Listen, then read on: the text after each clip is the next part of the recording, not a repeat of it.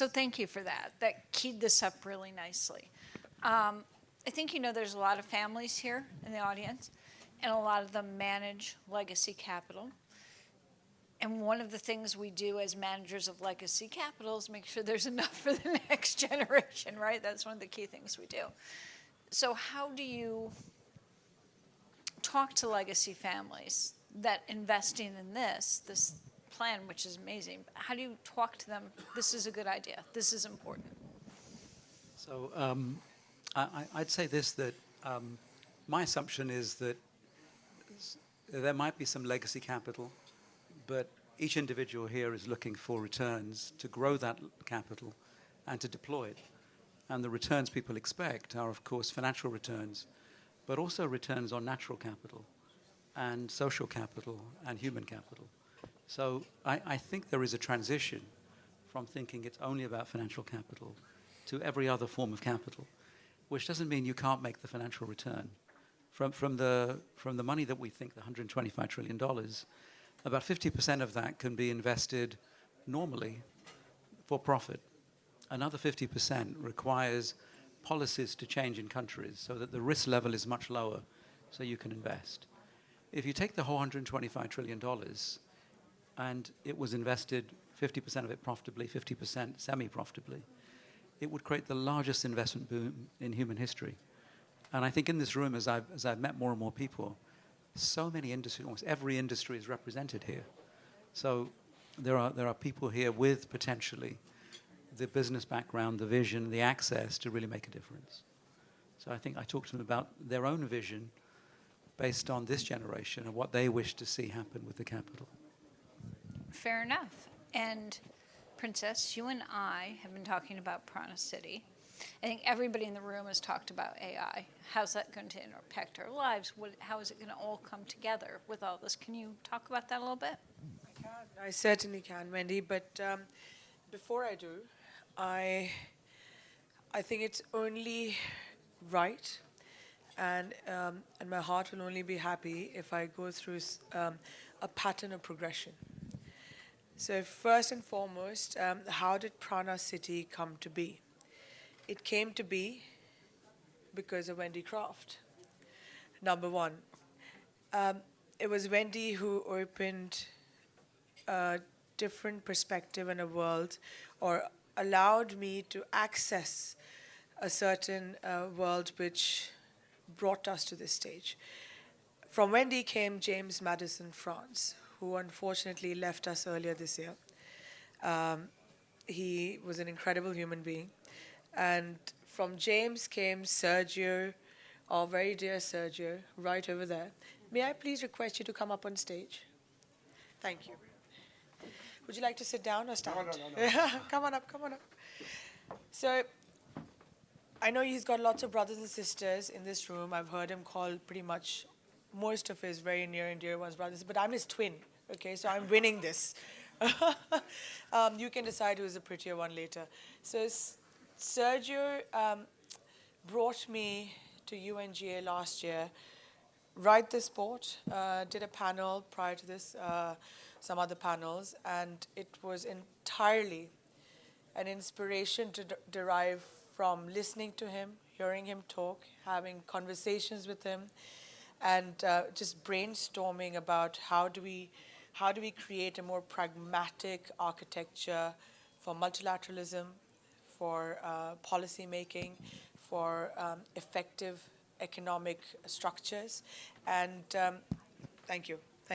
So thank you, Sergio, for being that inspiration. If it wasn't for you, it would not have happened. So when I made this claim last year about wanting to address global food and water security, and realized that I'm coming up to the next UNGA, I better do something about it. And that's when a core team came together. So Prana City is, for all intents and purposes, it's our solution to in-house multilateralism from a private perspective. No one, I think, said that multilateralism is purely an international organization or a nation state or a governmental agency, or framework, I should say. So we want to create, we want to reimagine diplomacy as infrastructure, we want Prana City to be a geo-economic asset for global convergence. It will, of course, have AI and all those things, but for all intents and purposes, it's not another city. It is creating a blueprint for the world to look at. We have learned from the mistakes that many others have made.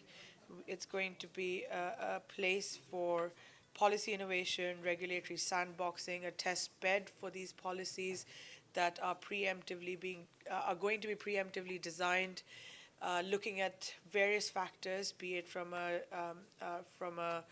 recalibration of geoeconomic agency, from the demographics of the nation state of India, from an economic perspective. It will in-house tech that can be scaled to address food, water, climate, smart agriculture, fintech, health, and of course AI will be part of our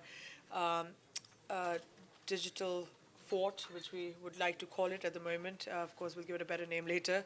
So a fortification of digital sovereignty within this 500-acre city that's going to be built from ground up. Along with that, we're rethinking education from the perspective that all of us in this beautiful room, in this beautiful company, can keep talking about sustainability. But until we decide to create better and decent human beings, leaders, C-level executives, and just better character of people, I don't think sustainability is truly sustainable. So we're going to be rethinking education along 4 pillars of consciousness. Of course, intellectual superiority remains an absolute pillar, but it needs a moral compass, and that's what we would like to rethink in this city. There's obviously going to be green energy, green infrastructure, marrying ancient practices from not only India, but other countries as well, and marrying them to today's new layer of agile, tech-enabled infrastructure. And and there's hospitality and eco-wellness, and I could go on, but I don't want to take too much time. I'd rather hear you speak, Ketan, so I'm going to pass that back to you.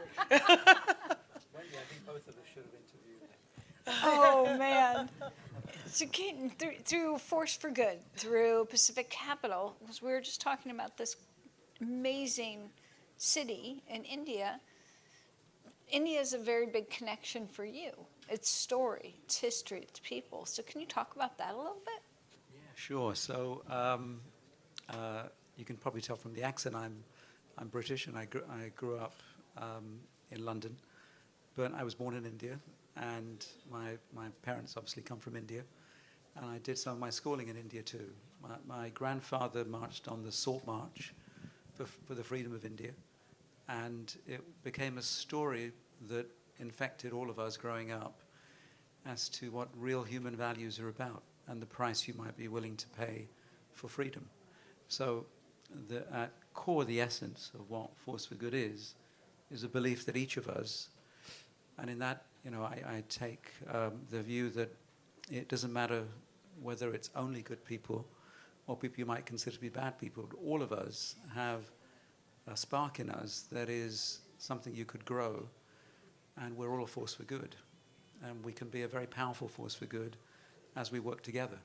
So I am a meditator. I happen to have also worked for Goldman Sachs, happen to run an investment firm, and happen to have founded and share Force for Good with a group of friends and comrades and spirits who, with the spirit of actually creating something that influences systemically how the world moves. And if I go back to where I began, to solve the world's issues, you'd have to have the ability to mobilize $270 trillion in those capital markets. Some of that has to be mobilized to solve the biggest issues. And it isn't just the macro. There'll be huge numbers of initiatives that we've already heard about on this stage that will be happening. But there has to be a systemic change too. And that systemic change is, at the highest level, a change in consciousness about what we think is important. And of course, we have to account for natural capital, and we need people like Gene to do the fantastic work that he's doing, setting up a bank for natural capital, of which we're a big supporter. And there are so many wonderful things that Sergio has ignited on this platform that we've seen. But yeah, this is a journey for all of us. And I think we're at a stage where we are splintering and feeling we can go our own separate ways, and that's not possible. So I don't usually talk much when I'm moderating because it's about my panelists, not me. But before I ask you a question, I'm going to back it up. It's not on Sergio's notes, so haha. We were talking during COVID, and I'm older. So I grew up in the generation of, okay, we have our businesses. If we want to do good, we write a check to United Way, March of Dimes. That was as far as we got involved, unless we sat on a charity board. That's how we helped the planet. During COVID, you called me up and you said, I'm really concerned about what's going on. People are not getting the masks, the ventilators. People are dying, and nothing seems to be working anymore. And I think that's when you started with Power of Policy, that this isn't working. We really have to do something different. So can you kind of talk on how this change happened, how we need to change things, and how that might tie into Prana City? Well, let me put it this way, that there's a tsunami of economic and foreign policy failures. There's societal fragmentation. There's obviously all these typical words of, multipolar worlds and, and so on and so forth. But for all intents and purposes, I think we need to now look at, and which is where this whole conversation started, is the nuances of democratic mechanisms are what they are. But we need to reach behind the veil of these performative democratic machinations and retake some of that control and power as families of influence, as policymakers, as builders, as private enterprises, because no one else seems to be doing it. And I think that's where this whole thing came from. It started with me looking at the public health infrastructure in India and trying to study, went down a rabbit hole of policy papers and came out, I think, a month later, disheveled. It's sometimes it's the government, sometimes it's the execution, sometimes the lack of bottom up and only top down. So I think if we take back some of that responsibility, because bottom line is we're all affected, whether you're a small business, big business, mid-sized family office, mammoth, enterprise, you are affected by the remotest disruption, and the securitization of trade, supply chain, and policy making, which is practical, sustainable, needs to be done. And I think when you start looking at the global south, you can almost parallel what families should be doing. We need to recalibrate our way of thinking. We need to make ourselves architects of influence. We need to create a new geo-economic agency for ourselves where we are actually blending economic resilience. It's all still for profit, so it's motivating, it's inspiring, and at the same time blend it with a certain amount of mindful calculus of the impact and social good that we can achieve while we are still doing exactly what we do as families, which is constructing portfolios, which is rethinking the way we construct our portfolios and originating assets of meaning and purpose. And what Mr. Patel said earlier about capital mobilization, I mean, we have new strategic front lines where capital mobilization should be capital should be mobilized, and I think the way to do it is for families to get actively involved, and instead of being reactive participants and dealing with global shocks, actually, try and create systemic resilience. We've been given notice that we need to wrap up, but I'm going to say this. If you get a chance to talk to either of my panelists, please do. They have heart and they have a vision, and it would be the best time you spend. So thank you. Thank you.